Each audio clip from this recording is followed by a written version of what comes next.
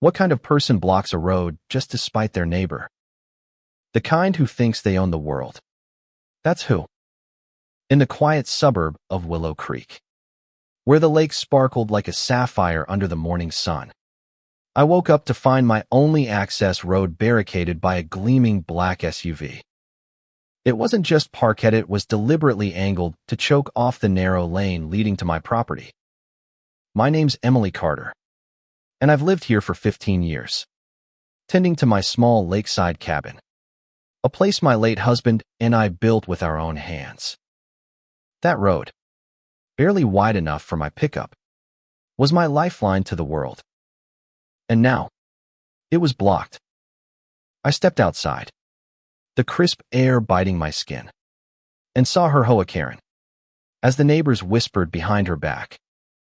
She stood there, arms crossed, her oversized frame radiating defiance, her voice already slicing through the morning calm. "This road's on HOA land," she barked, pointing a manicured finger at me. "You don't get to use it anymore."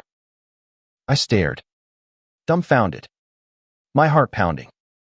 This wasn't just about a road, it was about my home, my peace, my lake. HOA wasn't new to Willow Creek, but her reign as HOA president was. She'd swept in 2 years ago, a whirlwind of complaints and regulations, her sharp tongue and relentless ambition turning our quiet community into her personal kingdom. She'd always had it out for me, ever since I refused to join the HOA, citing my property's grandfathered status. My cabin predated their rules, and the Lake Me Lake, deeded to my family decades ago, was my sanctuary. But HOA had other plans. She'd been eyeing the lake, claiming it was community property despite my legal documents proving otherwise. I'd ignored her letters, her fines, her petty threats. Now, she'd escalated to physical blockade. I walked toward her, my boots crunching on the gravel, trying to keep my voice steady. "HOA, this road's been my access for years.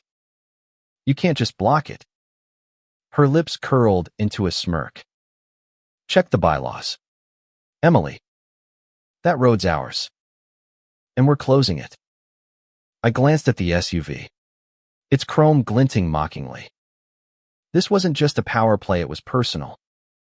I spent that morning digging through my property records, my hands shaking as I pored over deeds and surveys. The road was a shared easement, clearly outlined in my title, granting me permanent access. HOA's claim was baseless, but she had the HOA board in her pocket, a group of spineless yes-men who nodded along to her every whim. I called my lawyer, Sarah, a sharp woman who'd handled my husband's estate. "Emily, this is harassment," she said, her voice crackling through the phone. "We'll fight it, but you need to document everything." So I did. I snapped photos of the SUV, HOA's smug face, the no trespassing sign she'd planted on my road. I even recorded her shouting at a neighbor who dared question her, her voice shrill as she declared the lake a community asset. That night, I couldn't sleep, my mind racing with anger and fear. What if she won? What if I lost my home? The next day, I fought back, armed with my documents. I confronted HOA at the HOA meeting, held in the community center overlooking the lake. The room was packed, neighbors shifting uncomfortably in their seats. HOA sat at the head of the table, her red lipstick stark against her pale face, her eyes glinting with confidence. I stood, holding up my deed. "This proves my right to the road," I said, my voice trembling but firm. "You're breaking the law, HOA." She laughed, a sharp, dismissive sound. "Your deed's outdated, Emily. The HOA resurveyed the land. That road's ours now." The room went silent. But I caught a flicker of doubt in her eyes. She was lying, and she knew it. I pressed harder, citing the easement's legal weight. But she cut me off, banging her gavel. Meeting adjourned. She snapped, storming out. As I left, a neighbor, Tom, pulled me aside. "She's done this before," he whispered. "Last year, she bullied the Wilsons into selling their lot. Be careful, Emily." That whisper was the twist that changed everything. Tom's words lit a fire in me, but they also revealed a darker truth. HOA wasn't just targeting me.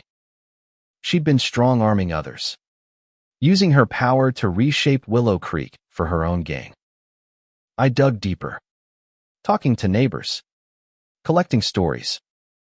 The Wilsons had been forced out after HOA fabricated violations. Another family, the Lees, had paid thousands in fines for unapproved landscaping.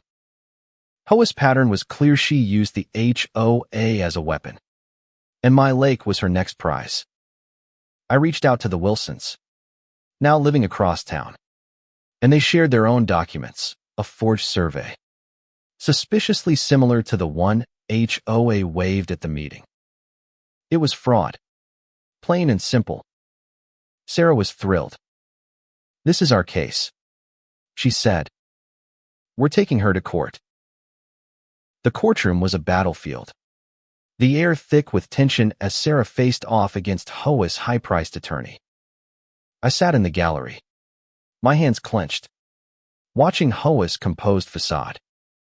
She wore a tailored suit, her face a mask of innocence, but I saw the sweat beading on her forehead. Sarah laid out our case, the easement, the fraudulent survey, the pattern of harassment. She called witnesses: Tom, the Wilsons, the Lees, all testifying to HOA's tactics. The judge, a stern woman with piercing eyes, leaned forward as Sarah presented the forged documents. HOA's attorney scrambled, claiming clerical errors, but the evidence was overwhelming. Then came the moment that broke her. Sarah introduced an email, uncovered from the HOA's own server, where HOA bragged to a board member about taking care of Emily's lake. The courtroom gasped. HOA's face crumpled, her bravado gone. The judge's gavel fell like a thunderclap, ruling in my favor. The HOA was ordered to pay $3 million in damages for fraud, harassment, and emotional distress. HOA's empire collapsed overnight.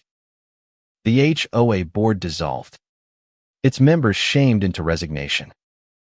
Neighbors who'd once cowered under her reign now spoke openly, their stories flooding local forums. HOA herself vanished from Willow Creek, her house listed for sale within weeks. Some said she'd moved to another state, others that she was hiding from creditors. I didn't care. My road was open again, my lake untouched, its waters reflecting the sky as if nothing had happened. But something had changed in me. The fight had drained me, but it also woke me up. I'd been passive too long, letting HOA's petty tyranny fester. Now, I saw the power of standing up, of fighting for what's right. I started attending community meetings, not as an outsider, but as a voice for change. With the settlement, I funded a trust to maintain the lake, ensuring it remained free for all neighbors to enjoy, not just those who could afford HOA dues. I helped draft new bylaws, ones that protected homeowners, not bullied them. Tom and the Wilsons joined me, and together, we rebuilt Willow Creek into a place where no one could wield power like HOA again. The lake became our symbol, a reminder that beauty and peace could endure, even after the ugliest battles.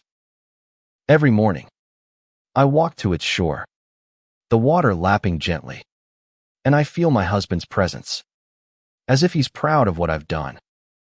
This wasn't just my fight, it was a lesson for us all.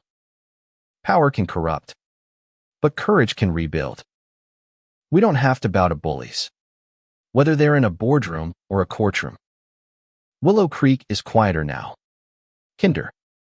The kind of place where neighbors wave instead of whisper. And as I stand by my lake, watching the sun rise, I know we've won more than a lawsuit. We've won our home back.